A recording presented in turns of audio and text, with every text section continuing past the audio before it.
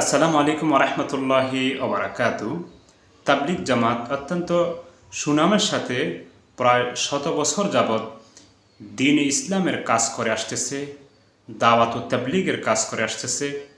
বেআমলি লোকদের নিকটে আমলের বাণী পৌঁছিয়ে তারা সফলতার সাথে আমলের দিকে নিয়ে আসতেছে। সুপ্রিয় দর্শক, তবে তাবলিগ জামাতের মধ্যে একটা যে তিতা ও সত্য কথা, সেটা হলো যে শুরু থেকে দেখতেছি তারা তাদের মন মতো আলেম ছাড়া অন্য কোনো আলেমদেরকে তাদের বয়ানের মধ্যে, ইজতেমার মধ্যে এবং অন্য কোনো জোরের মধ্যে তারা ডাকে না, ইনভাইট করে না এবং তাদেরকে বয়ান করার জন্য সাদরে সুযোগ দেয় না। এটাই বাস্তব। আমরা ইজতেমার মধ্যে যখন বয়ান শুনছি মাঝে মধ্যে, তখন প্রায় দেখেছি যে যারা বয়ান করছেন, অর্থাৎ যখন তাবলিগ জামাত এর মধ্যে কোনো ফাটল সৃষ্টি হয় নাই, যখন বয়ান করছেন তখন বেশিরভাগে দেখা গেছে কিছু কিছু আয়াতের এমন ব্যাখ্যা করতেন যে ব্যাখ্যা না দুনিয়াতে আছে না পরকালে আছে, এমন করতেন। বিশেষ করে নবী করিম সাল্লাল্লাহু আলাইহি সাল্লামের সেই কষ্টের দিনগুলি, অর্থাৎ জেহাদ ফি সাবিলিল্লাহ সম্পর্কিত আয়াতগুলিকে তারা অপব্যাখ্যা করেছে। আর এটার কারণ হলো তাদের সেই মাজমার মধ্যে বিজ্ঞ আলেম এবং সুদক্ষ আলেম এবং খুব গভীর জ্ঞান রাখে কোরআন এবং ইসলাম সম্পর্কে, হাদিস সম্পর্কে, এরকম কোনো লোক নাই বিদায় তারা এরকম করেছে। এটাই বাস্তব। যার কারণে আস্তে আস্তে যখন তাদের মধ্যে এগুলি বাড়তে থাকলো, তখন বিশাল ফাটল সৃষ্টি হলো। এখন একদল হঠাৎ করে বলা শুরু করছে যে তাবলিগ জামাত ওলামায়ে কেরামদের মাধ্যমে চলবে। আরেক দল বলে যে হ্যাঁ, আমাদের সাথে তো ওলামায়ে কেরাম আছে। তাহলে আর মানে কি? এটাই বাস্তব যে তারা ওলামায়ে কেরামদেরকে প্রাধান্য দেয় নাই।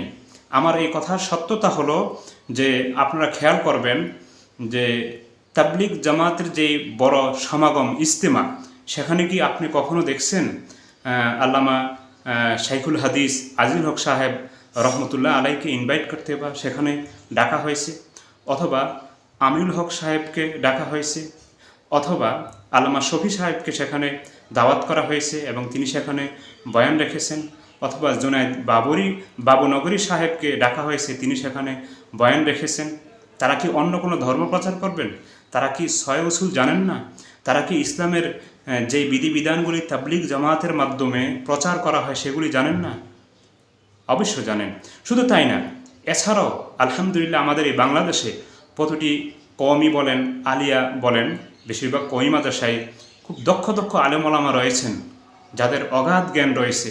আলহামদুলিল্লাহ এখন যদি ইসলামী অগাধ জ্ঞান অর্জন করতে হয় আর দেওবন্দের উপরে নির্ভর করতে হয় না, পাকিস্তানের উপরে নির্ভর করতে হয় না, এমনকি আমি বলবো যে আল আজহার যে মিশরে অবস্থিত সেটার উপরও নির্ভর করতে হয় না। এত দামি উঁচু মানের মার্কাজ রয়েছে বাংলাদেশে দিন এলেমের এবং হাদিস ও কোরআন চর্চার। কিন্তু তারা কি তাদেরকে ডাকছে? ডাকে নাই। তারা মনে করত একমাত্র প্রকৃত আলেম, দক্ষ আলেম এবং যে আমলে আলেম হলো ওরাই, যারা চিল্লা দিয়েছে, যারা সাল লাগিয়েছে, তারাই। এটা তাদের মানসিকতা ছিল। যার কারণে আপনি সাদপন্থী বলেন অথবা জোবাইরপন্থী বলেন, যে পন্থী বলেন, সবার মধ্যে কিছু কিছু গোমরাহি ছিল। সেই গোমরাহির ফলন কি দাঁড়ালো? যে জেহাদের আয়াতকে তারা অপব্যাখ্যা করত, সেই জেহাদ তাদের মধ্যে পরস্পর লেগে গেল। যদিও আমার কথাগুলি তিতা, উভয় পক্ষে মনক্ষুণ্ণ হবে, এটাই বাস্তব। এজন্য ওলামায়ে কেরাম, আপনি সাদপন্থী বলেন আর জোবাইরপন্থী বলেন, দেশবরেণ্য সুদক্ষ ওলামায়ে কেরামদেরকে আগে রাখেন। বিশেষ করে বর্তমানে সবাই প্রাধান্য দিয়ে থাকেন বাইতুল মোকাররমের খতিব সাহেব, ওনাকে কি এই এত 8-10 বছরে, অথবা উনি যখন থেকে বাংলাদেশে আসছেন লেখাপড়া করে, তাকে কি স্টেজে বসানো হয়েছে? ইজতেমার মাঠে কখনো ইনভাইট করা হয়েছে? কখনো বলা হয়েছে হযরত আপনি আসেন, বয়ান করেন, আমাদেরকে নসিহত করেন? কখনো বলা হয়নি।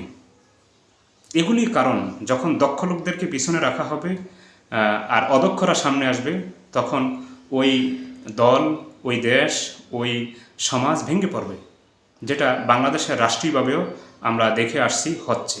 তাই আল্লাহ তাআলা সকলকে সঠিক বুঝ দান করুন। আমিন। আসসালামু আলাইকুম।